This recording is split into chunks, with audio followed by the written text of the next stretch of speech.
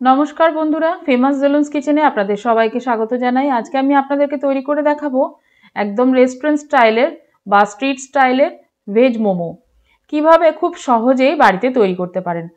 আর veg মোমোর সাথে যে চাটনিটা আমি এখানে ইউজ করেছি, সেই চাটনির রেসিপি যদি আপনারা কমেন্টের দ্বারা আমাকে জানান, আমি অবশ্যই আপনাদের সাথে শেয়ার করব।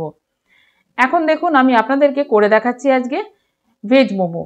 আর আপনি যদি আমার চ্যানেলের নতুন বন্ধু হয়ে থাকেন তাহলে চ্যানেলটা সাবস্ক্রাইব করে নেওয়ার জন্য অনুরোধ করছি। দেখুন, প্রথমে আমি ময়দার ডোটা তৈরি করব, তার জন্য একটা পাত্রের মধ্যে নিয়ে নিয়েছি পরিমাণ মতো ময়দা। ময়দার মধ্যে দিয়ে দিতে হবে পরিমাণ মতো তেল আর পরিমাণ মতো নুন। এখানে আপনি খুব বেশি পরিমাণ ময়ান দেবেন না, তাহলে কিন্তু ভালো লাগবে না আর ভালো হবেও না আপনার মোমো, তাহলে শেপগুলো আসবে না। দেখলেন আমি কতটা পরিমাণ দিলাম। এবার কিন্তু আমার একদম ময়ানটা যেটুকু দেওয়া হয়ে গেছে। এখন অল্প অল্প করে জল দিয়ে আমি ডো কিন্তু আমি রেডি করে নেব। আর ডোয়ের কনসিস্টেন্সি কীরকম হবে আমি আপনাদের বলে দিচ্ছি।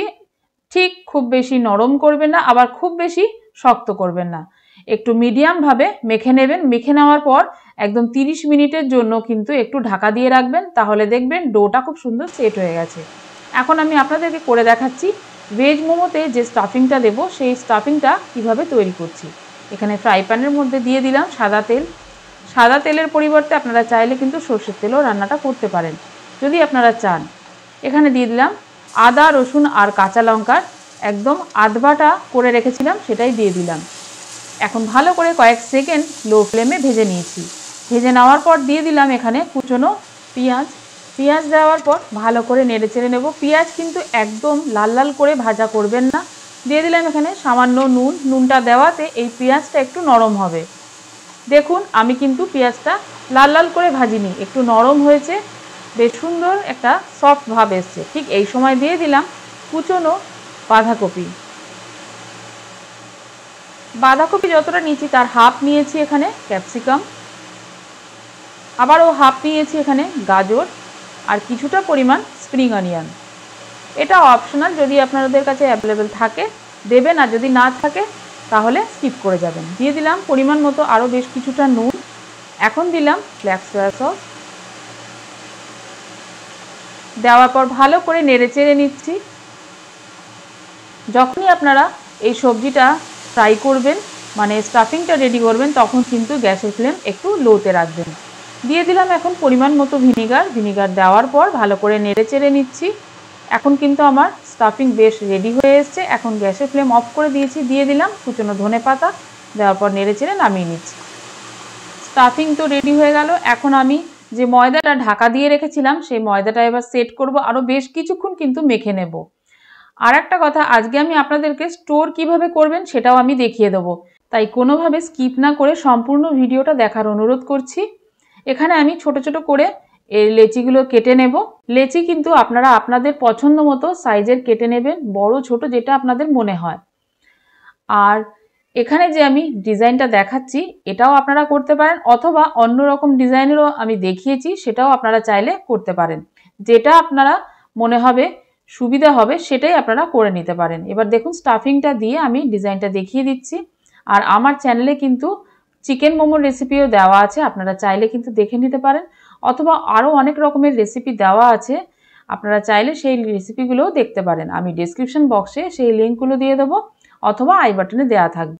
এখানে আমি আরও একটা ডিজাইন দেখিয়ে দিচ্ছি। আপনাদের যেটা ইচ্ছা হবে সেটাই আপনারা কিন্তু বাড়িতে তৈরি করতে পারেন। আর ইজি মনে হলে এটাও আপনারা করতে পারেন, খুবই একদম ইজি রেসিপি। আর এই মোমোর ডিজাইনটাও খুব ইজি, দেখুন চটজলদি হয়ে গেল। এভাবেও আপনারা করতে পারেন। অপরদিকে আমি কড়াইতে জল বসিয়ে দিয়েছি মিডিয়াম ফ্লেমে। এখন এর উপর একটা ছিদ্রযুক্ত থালা বসিয়ে দিয়েছি। যদি আপনাদের কাছে মোমো স্টিমার থাকে তাতেও আপনারা কিন্তু মোমোটা করে নিতে পারেন। এখন ওপরে কিছুটা অয়েল ব্রাশ করে দিলাম। এখন একটা একটা করে কিন্তু আমি এই মোমোগুলো এর উপর দিয়ে ঢাকা দিয়ে দেব 10 থেকে 15 মিনিটের জন্য। আর গ্যাসের ফ্লেমটা একদম লোতে রাখবেন।